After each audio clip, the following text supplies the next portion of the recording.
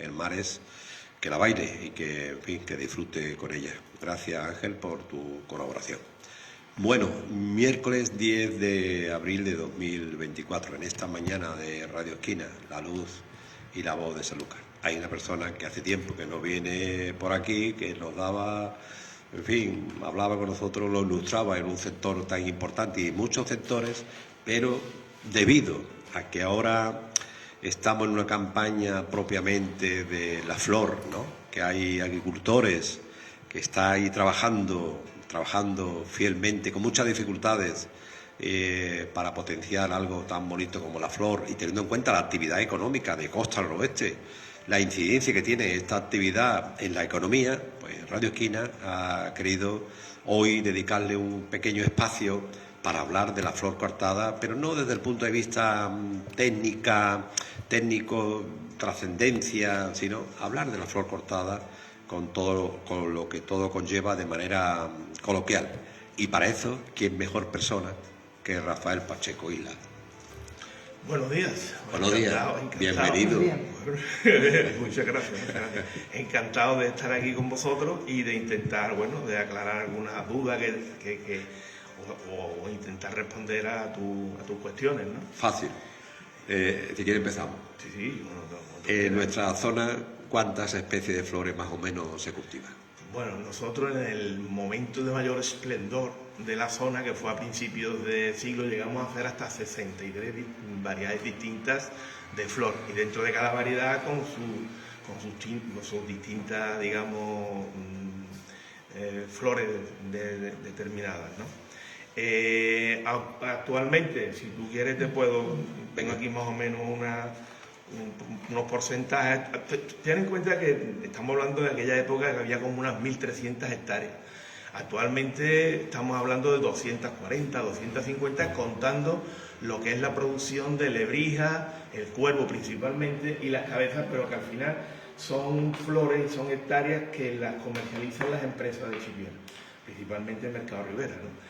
Entonces, dentro de ese número de hectáreas, digamos que estaríamos hablando de que unas 60 hectáreas estarían en producción con clavel y clavellina, unas 40 hectáreas con antirrino, que es un cultivo que yo recuerdo que hace 15 años cuando empezamos con 8 o 10 mil plantas, y hoy estamos hablando de 10 o 12 millones de plantas que después dan una serie de tallos porque es un cultivo un poco especial. Hablamos de unas 35 hectáreas de crisantemo, unas 35 hectáreas de lilium, en sus distintas facetas, y varios tipos de lilium oriental, el lilium LA, el asiático, en fin. Unas 15 hectáreas de fresia, unas 10 hectáreas de statis, y el resto, hasta las 250, pues entre paniculata, limonium, solidago, lisianthus, gladiolo, astromeria, gerbera, matiola, elianthus, delfinio, en fin. Después hay una variedad, digamos, eso es en invernadero. Al aire libre pues se cultiva cártamo, se cultiva elianthus, que es girasol, se cultiva el allium, que hay bastantes hectáreas de allium, que es una especie de ajo, ¿no? Parecido entre la familia del ajo y de la cebolla. Y bueno, pues ahí un poco es lo que nosotros diversificamos los cultivos en esas 240 hectáreas. Pero como bien te comento, pues la producción, ya te digo, desde 20 años pues ha bajado, pues de 1.300 que estábamos, pues a 200 y pico, ¿no? O sea, señal de que el sector no ha ido, digamos, no ha llevado un camino correcto. Rafael, actualmente, ¿cuáles son los principales desafíos que se enfrenta a la producción de flor? Bueno, desafíos hay muchísimos, desde el punto de vista, en primer lo que no hay, para mí un tema fundamental, que no hay un cambio generacional. O sea, la juventud no quiere el campo. Entonces eso conlleva cosa que es entendible, porque hemos tenido unos años malísimos, y lógicamente todo lo que uno quiere en su casa es que su hijo prospere de otra forma y que, bueno, se busque la vida de otra forma, ¿no? Entonces, bueno, eso ha sido un factor fundamental porque yo recuerdo que hace 20 y tantos años en la zona, tengo datos por ahí, sé que a ti te gustan mucho los datos. Y bueno, pero vamos, por encima me acuerdo de que en la zona pues trabajaban casi 8 o 9 mil personas, estamos hablando de principios de siglo. Ahora mismo estamos hablando de unas 1.200, ¿no? Eso teniendo en cuenta que una hectárea de flores necesita entre 5 y 7 personas diarias para llevarla hacia adelante, ¿no? Entonces, claro, esa disminución de hectáreas pues ha llevado a una zona que lógicamente pues tiene una necesidad de puestos de trabajo importante, pues ha llevado a que esa disminución, pues imagínate, de 8 o 9 mil personas hace 20 años, pues ahora tenemos unas 1.200, ¿no? Entonces, ¿por qué? Porque yo creo que todos hemos tenido un poco de culpa, ¿no?, a la hora de llegar a estos extremos. ¿Por qué? Porque en un momento determinado esto daba tanta... producía tanta mano de obra que las distintas administraciones dieron una serie de subvenciones, todo el mundo se metió en el campo, el que estaba en su casa sin hacer nada pues, cogió la subvención. Eso al final conlleva que al final quedan en el campo, digamos, los verdaderos profesionales. Eso por un lado. Por otro lado, esta es una zona que lo que hacía era el monocultivo, o sea, el monocultivo del clavel y la clavellina. ¿Eso qué conllevó? Que conllevó que al principio había una calidad espectacular, pero que con el paso del tiempo ese monocultivo empezó a provocar una serie de enfermedades, sobre todo una fundamental que es el Fusarium oxysporum, que es un hongo que bloquea lo que es el xilema de la planta por donde sube la savia, y ese problema con las variedades que había hace 20 años pues no se podía solucionar. A partir de ahí, ¿qué pasó? Que hubo las casas ostentoras de esqueje, comenzaron a obtener nuevas variedades, buscando esa resistencia, pero a la vez dejaron de lado pues, otro tipo de cualidades, como la calidad de la flor, el tamaño de la flor, el olor de la flor. Todo eso fue... Al final también ocurrió que otras zonas del mundo entraran en producción, llámese Kenia, llámese Colombia, Turquía. O sea, empezaron a hacer una competencia con un producto de mayor calidad y nos fueron quitando del mercado. Entonces, claro, ese tipo de circunstancias también nos llevó a buscar otras alternativas en unos nuevos tipos de flores. De ahí esas 63 variedades que yo te comentaba antes, ¿no? Gracias a eso y gracias a esa diversificación, pues lógicamente el sector de la flor cortada ha seguido evolucionando y hemos llegado hasta nuestros días. Lo que ocurre es que por circunstancias de mercado y por circunstancias de competencia, porque claro, también los otros productos, los otros países pues intentan también sobrevivir, pues lógicamente llevamos quizás después del COVID hubo un año bastante bueno, pero tanto antes como ahora la verdad que el sector está pasando por una crisis económica importante, ¿no? Yo tengo ahí datos económicos que hemos hecho junto con mi amigo Roberto por cultivo, que si quiere después los vamos comentando, y bueno, y eso es un poco... Entonces, dentro de eso, ¿a qué nos enfrentamos? O desde el punto de vista, ¿qué es lo que pide el sector? Pues por un lado tenemos el problema del agua, ¿no? Que estamos teniendo un problema de agua.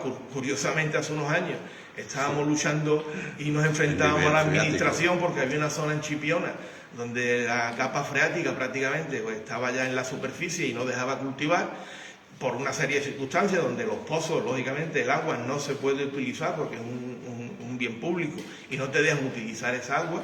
Esos pozos pertenecen a la comunidad de regantes y la comunidad de regantes pues no te deja utilizarlo. Tiene que utilizar el agua de la comunidad. Ahora estamos en un periodo de sequía donde esa agua, pues el agua de pozo no te dejan, pero por otro lado solamente tiene un límite a la hora de poder utilizar agua de la comunidad de regantes que está establecido actualmente en 800 metros cúbicos, que eso prácticamente para un cultivo intensivo como el de las flores, pues prácticamente se están dando ya casos de que hay muchos agricultores que le han avisado de que no pueden seguir regando. Entonces estamos en una disyuntiva, estamos intentando a través del agua de la depuradora de Chipiona, que esa agua pues se recicle y que se quede para poder regar nuestros campos, no se tire al mar. Y en eso estamos. Y por otro lado necesitaríamos también, por ejemplo, del IFAPA, que es el centro de investigación que hay en Chipiona, pues que se volcase un poco más con la flor cortada, que investigásemos desde el punto de vista de nuevas alternativas, de nuevas variedades y sobre todo buscar también soluciones a un problema importantísimo como es la desinfección de suelo.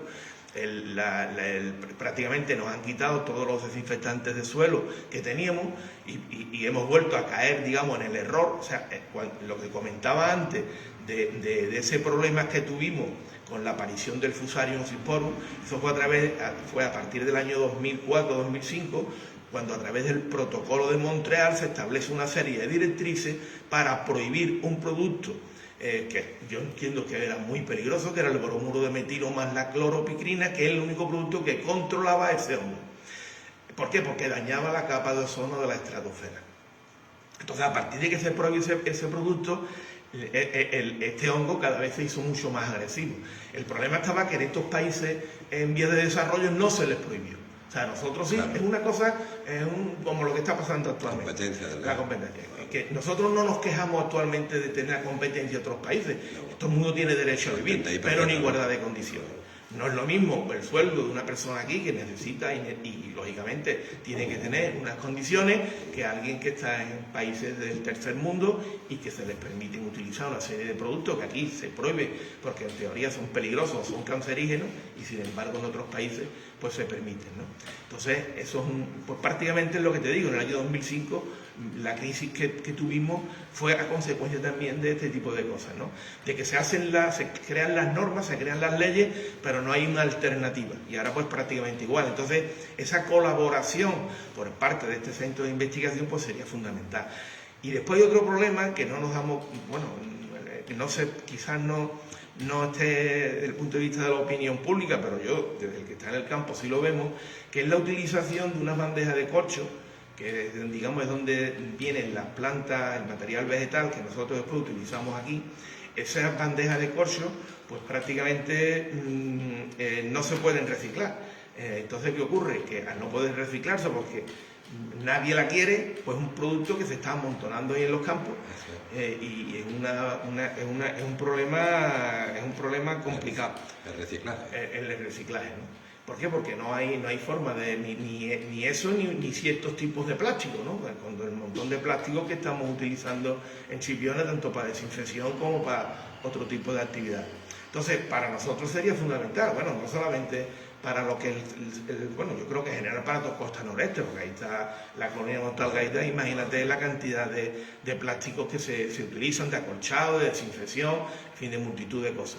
Entonces, esos dos problemas, y después lo que te comentaba antes, para nosotros es importante. Yo veo que en la situación que estamos, en 15 o 20 años el campo desaparece. O sea, si al campo no se le presta la atención que requiere y que merece, yo creo que el campo desaparece porque no hay cambio generacional, no hay. La juventud no quiere el campo y esa especialización que tenemos, donde tenemos unos agricultores con una sabiduría espectacular, unas empresas que se han sobrepuesto a todos esos inconvenientes que nos han ido surgiendo a través de la historia y se han tenido que ir buscando alternativas y formas de comercializar pues nuestros productos, pues ese tipo de cosas que ha costado un trabajo y que va a ser muy difícil el poder sustituirlo, pues se va a perder y nos vamos a dar cuenta cuando el lobo llama a nuestra puerta, ¿no? Y es muy lamentable. O sea, yo te pongo, por ejemplo, un ejemplo. Cuando ocurrió esta catástrofe, que te estoy hablando del año de principios de siglo, donde por culpa de este hongo y por la falta de calidad y por la prohibición de este bromuro de metilo, la producción empezó a decaer. O sea, en aquel momento que estábamos, digamos, fue cuando más hectáreas tuvimos en producción, hubo antes unos años donde prácticamente pasábamos de tener, cuando empezamos los años 80, que había en la zona 2 o 3 invernaderos que se dedicaban al cultivo de la flor, al año siguiente estábamos en 10 hectáreas. A los 2 años siguientes en 40, o sea, íbamos subiendo la producción así hasta en 20 años llegar a 1.300 hectáreas. Cuando los holandeses nos obligaban a producir solamente en invierno, o sea, prácticamente todo lo que nosotros hacemos lo hacíamos en aquella época para venderlo en subastas holandesas. Entonces, nosotros nos obligaban y después llegaba primavera y verano, cuando ellos entraban en producción y nosotros teníamos que parar la producción. Bueno, pues aquí llegó un momento en que la producción fue tal y de un año hacia otro que las empresas tuvieron que buscarse la vida. Entonces, ¿qué buscaron? Buscaron el vender la flor directamente, sin intermediarios, y fue la primera vez como experiencia que se hizo a nivel mundial el vender la flor directamente desde el productor a los supermercados, principalmente en Inglaterra o en Reino Unido, que después esto se extendió a distintos países de Europa. O sea, quiero decir con eso que nosotros y las empresas, y tanto los agricultores como las empresas, han sido lo suficientemente inteligentes para ir buscando alternativas y para ir buscando soluciones. Sería una pena, una tristeza, que un sector que tiene ya unas condiciones ya de experiencia y de profesionalidad, pues también desapareciera, ¿no? Tú en uno de los programas presentaste unos datos económicos estupendos, aquel programa me acuerdo perfectamente de aquello, de la incidencia de que tenía la actividad de la flor cortada en costa del oeste. Además, unos datos bien trabajados, elaborados, la incidencia. pero da la sensación, Rafael, que no se tiene en cuenta, en fin, lo que provoca favorablemente esta actividad en la zona, ¿no? Parece que hay una sensación, te lo decía, con el micrófono cerrado, que da la sensación de que está ocurriendo de este tema, actividades agrícolas del sector primario en esta zona y se está mirando para otro sitio. Parece que no hay sensibilidad ya por el bien de todo, ¿no? No sé qué sensación tengo yo, no sé, o me estoy equivocado. Sí, está claro. Nosotros el estudio económico que hicimos en su momento, tanto mi compañero Roberto Moreira como yo, recuerdo para él, nosotros evaluamos que nosotros había unos ingresos brutos al año en lo que era el sector de la flor cortada con respecto a estas 240 hectáreas, aproximadamente unos 40 millones de euros. Teniendo en cuenta, bueno, tampoco voy a entrar mucho en detalle porque serían datos económicos un poquito amplios de ir contando, pero vamos, que eso en bruto estaríamos hablando de unos 40 millones de euros. Por ponerte un ejemplo, en el caso cuando ocurrió lo del tema del COVID, las pérdidas, hicimos aquí un estudio por cada tipo de variedad de flor, llegaron a ser de más de 20 millones de euros en la época del COVID, ¿no? Y bueno, y después en cuestiones de datos económicos por variedad de flor, nosotros hicimos una comparativa de todo este montón de flores que te he comentado y lo hicimos por variedad de flor y lo hicimos pues teniendo en cuenta la amortización y teniendo en cuenta lo de una empresa que tuviese que dar todo a jornales y de una empresa que es lo lógico y lo normal y por eso la zona ha sobrevivido de que sean autosuficientes a la hora de llevar la finca, no tener que contratar a nadie. Y quizás por eso el sector ha podido sobrevivir, ¿no?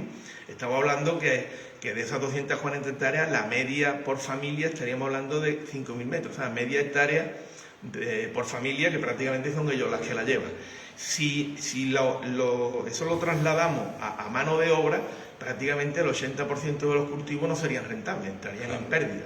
O sea, alguien puede decir, bueno, ¿eso cómo puede ser? Pues puede ser porque son explotaciones que ya están pagadas, entonces esa parte de amortización que incluimos, pues ya, entre comillas, se supone que no tenemos que hacerlo, con lo cual ahí está ese mínimo beneficio que se puede obtener, ¿no? Pero que en la mayoría de los cultivos que se hacen, si contáramos los jornales que conlleva, teniendo en cuenta que una hectárea, que son 10.000 metros, necesita entre 5 y 7 personas diarias, pues prácticamente no serían rentables llevarlos hacia adelante, ¿no? La repercusión que puede tener el declive de la flor cortada en la zona, teniendo en cuenta que no sostiene el turismo estacional. Aquí estamos hablando de que el turismo tiene unas épocas muy estacional, pero el resto, pues, ya no solamente lo que es el sector de la flor, es que el resto de gremios, llámese una zapatería, una tienda de comestibles, una peluquería, pues todo eso de alguna forma, ese dinero conlleva que si no se queda aquí, pues no veo yo otra alternativa, digamos, factible, ¿no? Porque y además estaríamos lo que te comentaba antes, que es un sector que se ha especializado con unos profesionales magníficos y que de la noche a la mañana, o en cuestión de pocos años, desapareciera, sería muy difícil de sustituir, ¿no? Otra cosa porque la juventud, yo el otro día miraba las estadísticas, me llamaba la atención de que se habían ido de España alrededor de 500.000 jóvenes. Sí. En Australia había una cantidad, yo me quedé alucinado, ¿no? O sea, si se va nuestra materia prima, nuestra cantera, ¿qué futuro nos espera? Yo, sinceramente, es algo que no se le da la importancia que yo creo que tiene, ¿no? Nos estamos quedando sin cantera, no sé cómo vamos a jugar partido de fútbol. En todos los sectores. En todo. O sea que, bueno, es increíble, además una juventud que está súper preparada. Y que se nos vayan con el trabajo y con el esfuerzo. El esfuerzo de la administración y los padres. Claro, de los padres, ¿no? Y ellos mismos. O sea, es increíble, yo me he quedado un poco alucinado con las cifras. Ahora estamos en plena campaña para la flor, ¿no? Pues bueno, campaña llevamos ya, pues sí, porque este año también con las temperaturas que ha hecho prácticamente no hemos parado. Prácticamente todos los programas que teníamos, tanto para los enamorados como Semana Santa, todo se ha ido adelantando Y la verdad que, aparte de eso, que no han cuadrado bien los programas, aparte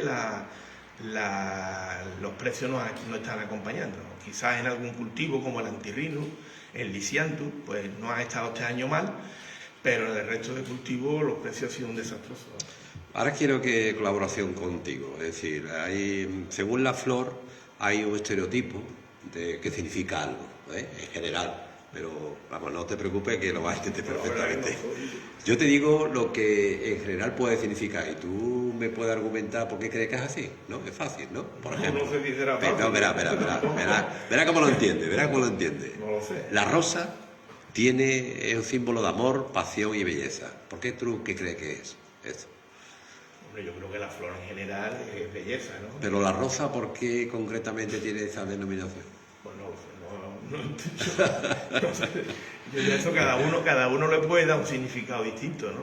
Hombre, yo sí te puedo decir que a nivel de simbología, pues el crisantemo es la flor que representa, digamos, la cultura japonesa, y por en Japón ejemplo, lo tiene como... venga. En el clavel podría ser que nos vamos a hacerlo de otra manera. Nosotros. El girasol, ¿qué te puede a ti llamar la atención? Un girasol. No. El lirio, ¿qué te puede traer? El lirio, depende del lirio que sea, porque Por ejemplo. es de las pocas flores que son aromáticas. El lirio oriental, los demás prácticamente el olor de la flor también ha ido desapareciendo, desgraciadamente. Entonces, pues quizás un olor te puede llevar a recordar alguna vivencia. El tulipán que tiene. ¿Qué connotaciones? ¿Qué connotaciones te puede traer que trae el tulipán? A mí personalmente, en fin, me dice, hombre, conozco un poco la historia del tulipán, de que fue un producto que hace ya como unos 200 años fue cuando el tulipán lo introducen en Holanda, que además es la flor representativa de los Países Bajos, proveniente de Turquía. Pues tuvo tanto éxito que se utilizaba como moneda de cambio, ¿no? De hecho, las nuevas variedades que se obtenían de tulipanes, incluso se compraban casas, ¿no? Y mansiones del valor especulativo que llegó a tener el tulipán. Claro, o sea, fue una cosa impresionante, fue un tema impresionante. Después también hay otras flores, en el caso del lirio, que te traen recuerdos y anécdotas importantes, ¿no? A mí me trae, por ejemplo, en el caso del lirio, bueno, la anécdota a través de tantos años en este sector tengo muchísimas, pero yo tengo dos, sobre todo, que a mí me marcaron. Una fue en el caso del lirio, en la muerte de todo el mundo, un personaje mediático como fue Lady Diana Spencer, que ella cuando muere en el féretro llevaba puesto una serie de lilium del tipo longiflorum, como las azucenas que la conocemos aquí, ¿no? Entonces esa es una flor que prácticamente no se vendía en el mercado, era una flor, sí, a nivel de doméstico, pues sí, tenía uno sus macetas o sus arriates con azucenas, pero no desde el punto de vista del comercial, ¿no? A partir de que esas imágenes salen y ese féretro va con esas flores, pues automáticamente la demanda que hubo fue impresionante. No había oferta para cubrir esa demanda. Nosotros, que ya en esa época estábamos muy introducidos en el mercado del Reino Unido, pues empezaron a pedirnos y nosotros no teníamos forma. Claro, no teníamos forma porque para obtener el bulbo que después produce esa flor, el bulbo necesita una serie de años para que tenga un grosor y pueda dar esa flor con esa calidad. Entonces, por eso también te comentaba antes lo de la inteligencia y la imaginación de las empresas, ¿no? Nosotros investigamos y vimos que era muy complicado de obtener variedades de longiflorum en Países Bajos, que eran el centro mundial de producción de bulbos, y nos tuvimos que ir a Israel. Imagínate, también tuvimos suerte de que en aquella época, estoy hablando de finales del siglo pasado, porque Lady Di muere en el año 97, creo que fue, la cosa en Israel estaba tranquila, no es como en general o como puede estar ahora, ¿no? Y entonces nos fuimos allí a una zona que eran los Altos del Golán, una zona que está lindando con Siria, con Jordania, con el Líbano. Es una meseta donde incluso en la parte de abajo se hacen cultivos subtropicales y en la parte de arriba, una zona fría, se cultivaba el lirio, había hectáreas de lirio, y nosotros fuimos allí a obtener un lirio que se llamaba Osnac, porque lógicamente tú no puedes obtener un material vegetal si no tienes una licencia, y ese lirio que pudimos traer de allí fuimos el que después lo producíamos en la flor aquí y la exportábamos a Reino Unido. Así estuvimos como 2 o 3 años, ¿no? Pasar de prácticamente no vender esa variedad de flor a vender 15 o 20 millones de tallos. O sea, que anécdotas así te traen, eso es lo que te trae. A mí personalmente el recuerdo de lo que ha significado en tu vida profesional. Después cada uno le puede dar el significado, la simbología que crea conveniente, ¿no? ¿Por qué debemos regalar flores? ¿Por qué debemos regalar flores? Bueno, me está muriendo. Vamos a ver, yo... ¿Por qué tenemos que comprar flores? Porque también, aparte de regalar, se puede utilizar para muchas cosas. Cada uno, mira, es curioso que, por ejemplo, depende de los países. Hay países que son, digamos, económicamente no son países fuertes, no son los países de toda la parte del este de Europa, y sin embargo ellos anteponen el regalar una flor a regalar, pues no sé, una joya o a regalar otro, y una parte de su presupuesto familiar lo utilizan para comprar flores. Digamos que es una cuestión de cultura también, ¿no? Nosotros aquí no estamos acostumbrados, quitando 4 fechas al año, los enamorados, las madres y Semana Santa o los santos, el resto del año no estamos acostumbrados a utilizar la flor como un producto de consumo, como el que compra un alimento, ¿no? Pero yo creo que es la cultura, ¿no? En Inglaterra, en Holanda, hay una persona, bueno, incluso en Rusia, tiene una cultura sobre la compra de flores porque, en fin, es algo... normal, ¿no? Entonces, bueno, es una cuestión La flor tiene muchas cultura. connotaciones también, ¿no, Rafael? La flor tiene connotaciones de sentimiento. O tú regalas una flor, puede llevar una carga sentimental, ¿no? Sí, lo que pasa es que son temas que me estás comentando que no me considero, porque considero que son temas personales donde cada uno Hombre, le da para una simbología y un valor. saberle a la gente que cuando tú compras una flor, aparte de ayudar a la producción y al sector, es las connotaciones tan importantes de una flor, que no una flor tiene más propiamente que un tallo. Por ejemplo, cuando tú frecuentemente agraciabas a esta emisora con unos tallos de flores. Ya me estás diciendo que últimamente no se lo traigo. Voy a tener qué broma. Tú lo hacías con una connotación. ¿Qué connotación es la tuya? Hombre, vamos a ver, para mí pues era una cuestión de significar pues mi aprecio. Claro, vosotros, ¿no? a eso quiero llegar, ¿Ves cómo está llegando? Lógicamente, todo el mundo que tú le regalas flores, pues a lo mejor no lo acepta de la misma forma con la cual tú las regalas. A mí me encanta regalar flores. Sí. Yo en mi casa siempre tengo flores. Por ejemplo, en una celebración, lo que prima es las flores también, ¿no? En una celebración, en una boda. Claro, es lo que digo, pero que lo que te digo es que aquí en España lo utilizamos en temas muy puntuales. Bien. No tenemos la costumbre, de la cultura de hacer, exactamente, de hacerlo como una cosa habitual. De comprar tus flores en el mercado, tenerlas en tu casa y bueno, tener ahí como el que compra naranja o compra cualquier otro producto, que la flor sea parte de ese consumo, ¿no? Que en otros países sí lo tienen, ¿no? Tú vas a cualquier país de Europa, prácticamente, pero yo te pongo como ejemplo, sobre todo, cuando tú tienes que ver las imágenes, cuando hay cualquier problema, cualquier atentado, o cualquier tema relacionado con la familia real inglesa, con cualquier cuestión que ha ocurrido, tú ves enseguida ese lugar con flores allí, es una forma de expresar un sentimiento. Perfecto. Y de expresar pues un agradecimiento o algo que signifique pues esa situación. ¿Hay alguna flor asociada a la mala suerte? ¿No? Seguramente la habrá, pero depende también de las circunstancias que le haya tocado vivir, ¿no? Porque yo el que he usado tanto, y tú lo sabes, por el tema de la chumbera, es verdad, pues que además en este caso es la representativa del Estado de México, de la bandera de México, pues si tú te pinchas con una pugna de una chumbera, no creo que tu recuerdo hacia esa planta pues, sea más agradable, ¿no? Bueno, lo que pasa es que si tú la conoces a fondo y sabes después los beneficios que tiene, pues ya le toma cierto cariño. Tomaron mucha conciencia de la chumbera, pero la dejaron caer, amigo. Bueno, ha caído completamente. La dejaron caer. Prácticamente desaparecido. Ya no tiene solución. Bueno, hablando de la flor portada, la comercialización, el consumo interno, el exterior, ¿cómo consumimos muchas flores a niveles de mercado interior o sigue con un porcentaje elevado para otros países? No, principalmente nuestro mercado está en el exterior. O sea, también dentro del sector de la flor cortada hay una parte importante que es la clavellina, de que estamos hablando antes, que había como unas 60 hectáreas. La clavellina prácticamente es todo exportación, el 90-95% es todo exportación al mercado holandés y al Reino Unido principalmente. Y el clavel pues tiene más un consumo, digamos, de lo que es Francia, Portugal, se consume mucho España.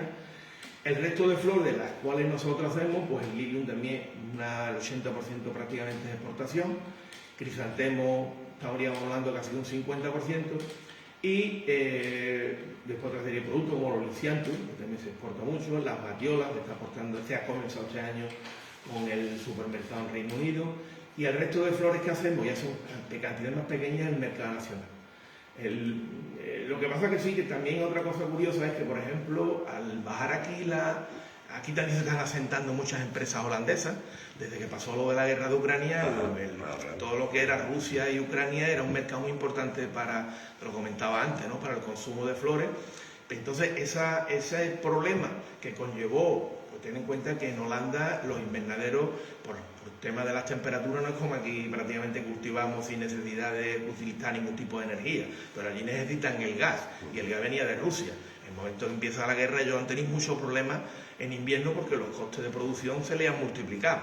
Entonces quisieron venirse aquí, y desde que pasó primero lo del COVID, después la guerra de Ucrania, pues aquí se han establecido varias empresas que con agricultores de la zona intentan de alguna forma paliar un poco la producción que les está faltando en Holanda, ¿no?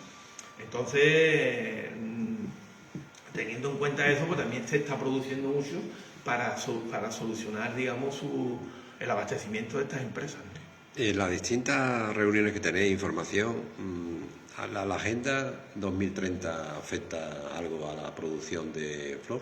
Hombre, claro que nos afecta. De hecho, muchísimos temas de los que están reivindicando con todas estas manifestaciones de agricultores con respecto a la Agenda 2030.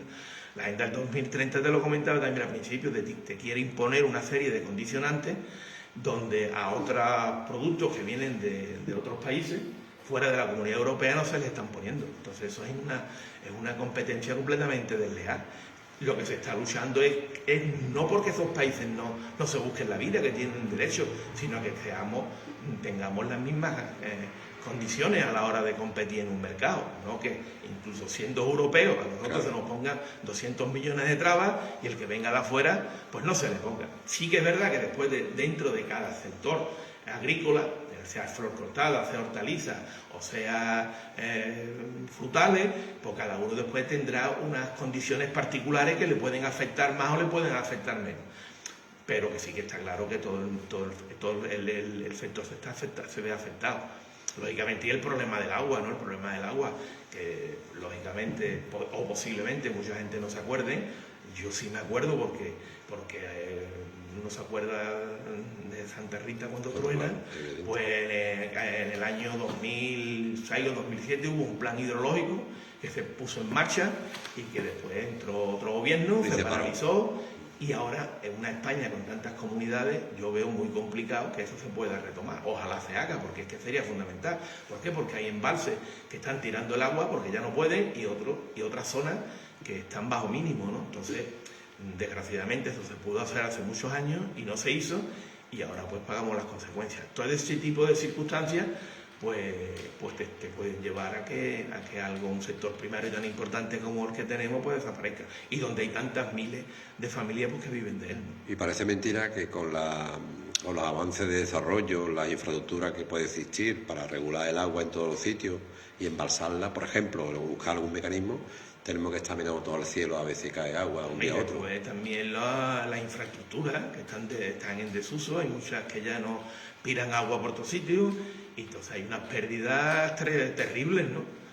Entonces, claro, todo ese tipo de circunstancias, que si no se les pone remedio, pues lo que te digo, quiero decir que el campo en ese aspecto está abandonado. Entonces la Agenda 2030 pues lo que te lleva es a que todo sea súper ecológico, un cauce del río pues no se limpie, a que un bosque pues no se limpie, y que se hagan una serie de circunstancias donde el que patrocina esa serie de normativas pues posiblemente esté metido en un despacho y no viva la realidad, ¿no? Al mismo tiempo, el nivel en la exigencia administrativa. de la todo, ¿no? burocracia. El montón de papeles que tiene que llevar. O sea, después de que el campo está bajo mínimo, después te fijas una serie de papeleo. Ahora con los cuadernos digital que quieren imponer una serie de condiciones que al final ya no es la gestoría que te lleve los asuntos sociales, sino que al final pues te va a tener que buscar un técnico pues que te lleva adelante 2 papeles. Entonces, claro, muchísimos agricultores que no están ni preparados ni tienen tiempo. Claro, es que tú has afirmado antes, que ya varios agricultores que vienen aquí lo afirman, el peligro que tiene la agricultura en todos sus ámbitos de actuación. Primero por el problema generacional, pero claro, si tú al problema a las personas generacional no le das aliciente para dedicarse a esa actividad, si le pone pega administrativa, pega de económica, lo grava, pega de incertidumbre, esto va a acabar mal, ¿no? Eso no tiene... Mira, al final... yo invitaría a todas estas personas que nos imponen estas normas a que cuando, en este caso, porque también desgraciadamente llevamos unos años con los temas de la intensidad del viento, con el tema de los tornados, cosa que hasta hace unos años prácticamente esto era una cosa que ocurría, sí, pero cada 4 o 5 años, ¿no? Pero es que ahora no es una vez al año, es que son varias veces al año. El sufrimiento que le pasa por el cuerpo a un agricultor, nada más que escuchar esos invernaderos moverse, ese ruido del plástico, sobre todo de noche, yo que vivo en el campo, yo los traería aquí como experiencia a que entendieran la heroicidad que hay dentro de los agricultores. Porque el mero hecho de sobreponernos a eso, a un desastre como puede ser que tú por la mañana llegues a tu finca y te encuentres un invernadero completamente destrozado, y saber tener que sobreponerte con unas condiciones económicas que la verdad que no son actualmente muy buenas, y que después nos intenten imponer todo este tipo de trabas administrativas, yo la verdad que los invitaba a que lo sufrieran en nuestras propias carnes y en sus propias carnes, para que entendieran lo que significa el poder llevar hacia adelante todo este tipo de inconvenientes. Si encima, ya te digo, le ponen trabas administrativas, pues yo creo que al final terminan por aburrirnos. ¿Eso qué ocurre? Que la persona que esté viviendo eso en una casa de familia y que sea joven, pues lógicamente no entra ahí. Lo que va a intentar es buscarse la vida de otra forma. Y el que está actualmente trata de jubilarse y se queda la actividad sin apagada. Bueno, lo que pasa es que en el campo sí que te permite la administración compaginar, mientras tú estés allí, digamos, dando una serie de jornales, se te permite pues seguir con la actividad, ¿no? Eso, porque no es que otra cosa con lo que le queda a un autónomo después de haberse jubilado, pues prácticamente puedes seguir tirando para adelante, ¿no? Entonces esa actividad sí que se te permite, pero bueno, si es que si no fuera así, entonces en el campo habría ahora mismo el 50% de la gente que están realizando la actividad agrícola. Todo eso obviamente se plantea a través de las distintas asociaciones, las particulares, etcétera, etcétera. ¿Cuál es la respuesta general según tu criterio? Bueno, yo sinceramente te digo que en el campo, el campo depende del sector, porque hay sectores, digamos, que tienen una serie de subvenciones, de ayuda, como es el tema de la PAC, pero... Claro, nosotros como están localizados, ¿no? Nosotros claro. El problema es no entramos en ayudas generales. No, claro, en la flor cortada no entran en esas ayudas, digamos, que se han estado otorgando durante todos estos años, ¿no? Pero sí que es verdad que la flor cortada, desde que la asociación se puso en marcha y donde nuestro amigo Lima, que tan apreciado es y que nunca dejaré de reconocer sus méritos, pues el hombre se hizo cargo de la asociación como presidente y empezó a moverse, empezó a luchar, empezó a poner su mejilla no como Jesucristo, sino que él la ponía varias veces al día, hasta que por pesado pues lo escuchaban en las distintas administraciones. Bueno, si el Lima no existiera, habría que inventar. Entonces, a partir de que hubo una persona tan luchadora, pues empezaron a conseguir una serie de objetivos que yo sinceramente lo digo, yo creo que las administraciones, desde el punto de vista de ayuda, desde el punto de vista de rebaja de impuestos a la hora del IRPF, con el tema de los módulos tal y cual, pues yo creo que en estos otros últimos años se ha portado relativamente bien con nosotros, comparándonos con otros sectores que prácticamente no han tenido ningún tipo de ayuda. ¿Que esto seguirá en el futuro? también va a depender de que la agricultura pueda continuar en función de toda esta normativa que nos intentan imponer. Yo espero que estas movilizaciones sirvan de algo y que de alguna forma se tomen las medidas correspondientes y que de alguna forma no sean tan duras, ¿no?, estas normativas. Pero sí que es verdad que en estos 2 o 3 últimos años sinceramente, incluso yo te pongo el ejemplo, ¿no?, en estos el viento que vino de la borrasca esta Beltrán, creo que era, que no se me olvida, que fue el 23 de octubre, hubo 2, uno jueves y otro el domingo, porque fue un desastre, ¿no?, que causó en Chipiona, Chipiona y en San Lucas, ¿no? Normalmente la administración te obliga a que tú tengas lo que es el seguro agrario, ¿no?, que tiene una serie de subvenciones para otros sectores dentro de la agricultura. En el caso de la flor cortado y peinadero, la verdad que no hay mucha gente con el seguro porque es mucho más complicado y también los propios seguros te ponen trabas a la hora de asegurar. Pero que en ese caso, nuestro amigo Roberto lleva 15 o 20 días porque ya han salido las directrices por la Junta de Andalucía de lo que la normativa que hay que presentar para todos los que sufrieron daño se acojan a una ayuda especial que ha puesto la Junta de Andalucía. Yo sé que eso no se va a volver a repetir, pero sí que le tenemos que agradecer que por lo menos todos los afectados, que han sido bastantes, pues se sientan un poco ayudados. Vamos a llamar a Roberto para que nos explique un poco. Sí, hombre, todo el tema administrativo, del tema del cuaderno digital, que se quiere poner en marcha, pero todavía... Entonces él sí, porque él está haciendo informes todos los días. Yo con él también lo que hago son los informes cuando lo hemos presentado para la rebaja de los módulos que presentarlos en la Junta de Andalucía y después solo pasa a la Administración Central. Pues sí, todos los años, llevamos ya 2 o 3 años haciendo esos informes, que la verdad que gracias al informe que se presenta y a que nos están escuchando dentro de la Administración, pues la verdad que nos estamos sintiendo beneficiados, pero que sí, que Roberto te puede... Me acuerdo, me estoy acordando, creo recordar que la primera vez que hablé contigo fue a través del teléfono para hablar de un tipo de árbol en San Lucas, no me acuerdo.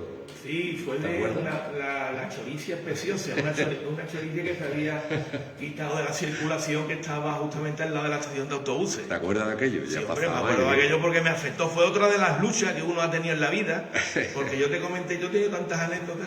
Yo te comenté una que ahí, pues, afortunadamente se pudo salvar, que es la araucaria que está en el Ayuntamiento de Chipiona.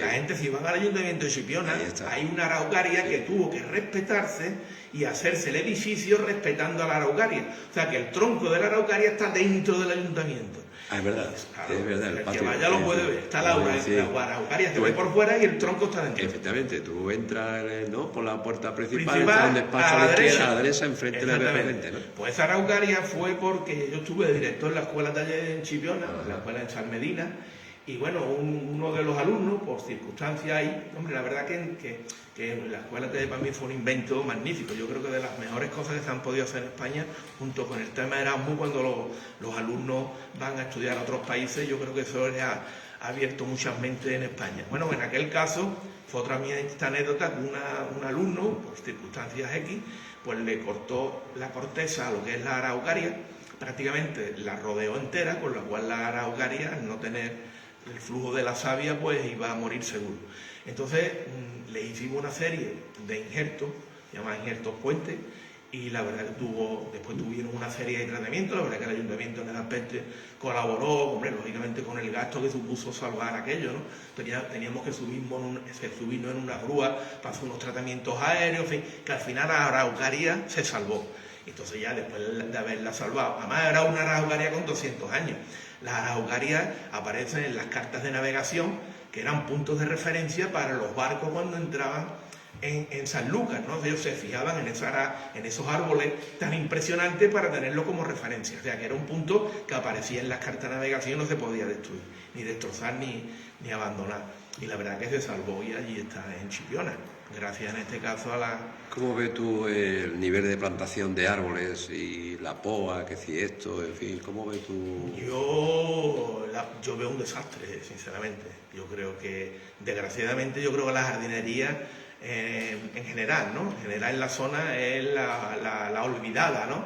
Tú haces una casa y haces un mamotretro allí de construcción y al final te crees que tú eres jardinero y te puedes poner a... No, usted, la jardinería es una especialidad y también hay jardineros, algunos que se meten que no tienen ni idea. Eso por un lado. no tenemos esa conciencia. Si uno viaja y te vas a Holanda, te vas a Inglaterra, tú ves cómo están los jardines, tú ves cómo están las casitas, o sea, son unos enamorados de la jardinería, tanto de las flores como de la planta ornamental. Aquí tenemos todavía mucho que aprender en ese aspecto, y también hay que achacarlo al vandalismo, ¿no?, que desgraciadamente existe. Pero también por parte de las administraciones es un reflejo de la sociedad. Entonces tú ves aquí verdaderas podas. Primero, que cuando uno planta un árbol tiene que saber dónde planta el árbol. Yo no puedo plantar un árbol que me levante el suelo, claro, porque a alguien se le ocurra que es que en mi casa es muy bonito. Mire usted tiene un jardín inmenso y ahí las raíces no le afectan, pero en una acera o en una casa que está a 2 metros le va a afectar. No ponga usted de árbol, porque dentro de 10 años va a tener usted que darle una poda impresionante, porque los vecinos se le van a quejar. Entonces, partiendo, porque yo pienso que en los ayuntamientos no hay técnicos especialistas en desarrollar ese tipo de planes. ¿Qué ocurre después? Porque empezamos a hacer podas súper agresivas, a través de una poda entran enfermedades y lo que hacemos es destrozar el árbol. Y nos encontramos una ciudad donde prácticamente no hay sombra y que así nos va. Entonces, ¿qué quiere que te diga? Estoy hablando contigo y estoy recordando programas muy interesantes, por lo menos aquellos intercambios de infraestructura y de productos de nuestro... Sí, fue un trabajo que hice, que cuando estuve en la fundación, estaba mi hermano de paz descanse, de presidente, pues yo me sentí un poco con la obligación dentro del grupo, cada uno aportaba pues lo que más o menos conocía, y yo pues me dio por hacer ese trabajo y ese estudio de todo lo que fue ese intercambio económico y agrícola entre lo que fue el Nuevo Mundo y lo que fue el Viejo Mundo, ¿no?, incluyendo lógicamente a España y el resto de continentes, no solamente Europa. Oye, y bueno, la verdad que fue un trabajo que a mí incluso me sorprendió, porque había muchísimas cosas que ya las fijamos en una zona determinada, porque son, digamos, la base económica de ese país. Sin embargo, hoy sería impensable, ¿no?, pensar que si no hubiese existido ese intercambio, sería impensable hoy el mundo, ¿no?, la globalización. Te emociona un poco cuando hablas de tu hermano. Un recuerdo para ellos y su familia. Bueno, llevamos casi 45 minutos hablando, amigo. ¿Qué te ha parecido? Pues espero haber estado a la altura. Como siempre, hombre, como siempre. Para nosotros es una satisfacción que te acerque a Radio Esquina. Gracias por el esfuerzo que has hecho, por tus ocupaciones, en fin, y esta referencia. No, hombre, no por mis ocupaciones, pues tampoco. Esto es un tema... Es la motivación. La motivación. Sí, porque ya te digo, yo personalmente, que al final sufro las consecuencias de todo lo que ocurre, porque claro, yo estoy con todos los agricultores todos los días. Entonces, a un agricultor que tenga una catástrofe de un viento, a mí me afecta. Me afecta porque, bueno, a mí, a cualquier persona, pero claro, el que no le llega el problema, bueno, pues aunque se entera, pero yo es que lo vivo. Lo vivo, que tenemos que hacer el informe. Claro, estoy alertado. Y eso, la verdad, que llevamos ya un par de años un poco catastróficos en este aspecto, ¿no? Sobre todo los vientos. Sinceramente, yo cuando veo el tiempo y te hablan de que va a ser 60 kilómetros, 70, y ya no es el viento, porque los invernaderos, los vientos los suelen aguantar. El problema está cuando se levanta el viento de sur y empiezan los tornados que entran por Costa Ballena, y como haya un viento de sur, te crees, pues a alguien le va a tocar. Esto es una lotería, que en vez de tocarte dinero, pues te toca un desastre. Bueno, Rafael, muy agradecido. Te voy a regalar un lápiz, ¿te parece bien? Tú que yo le llamo esto el lápiz de la igualdad, no sé por qué, pero así le llamo. Pues muy bien. ¿Y por qué le dice el lápiz? Igualdad, no sé, porque puede uno escribir por un sitio, por otro, sin molestar a nadie, ¿no? Sí, pero como cada uno pinta de un color, sí, pero estamos viendo ahí diferencias. Pero hay que ser tolerante, ¿no? ¿No te parece? La intención es lo importante. Eso es, muchas gracias. Bueno, pues nada, gracias a ustedes por la invitación. Un pequeño descanso y volvemos enseguida, 2 minutos.